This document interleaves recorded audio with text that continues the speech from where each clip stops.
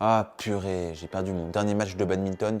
Tout ça car sur l'amorti, j'ai touché le bois de la raquette. Mais d'ailleurs, d'où vient cette expression? Toucher le bois de la raquette tient son origine des premières raquettes de badminton au début du XXe siècle, car elles avaient la particularité d'être en bois. D'ailleurs, le bois utilisé était majoritairement du frêne, puisqu'il était léger, relativement souple, avec une bonne résistance à l'usure. Le cordage était quant à lui fait en boyau. Alors oui, cela peut paraître surprenant si vous ne le savez pas, mais le cordage lui était fait soit en boyau de mouton ou en boyau de bovin. Donc, pour vous donner une idée, un set de cordes nécessite l'équivalent de 2 bovins, et si on veut le faire en boyau de mouton, il va nous en falloir une quinzaine. Donc vous voyez le troupeau de moutons là-bas? On les a tous zigouillés pour faire le cordage d'une raquette.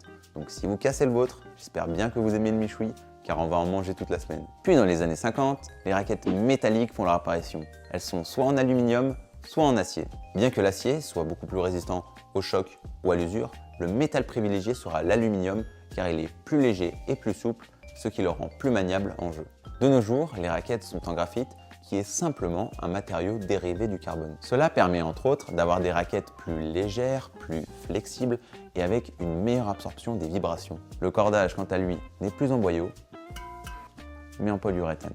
Bien qu'aujourd'hui on ait remplacé le bois par le graphite sur toute la raquette, excepté au niveau du manche, on a continué à utiliser cette expression qui persiste même un siècle après.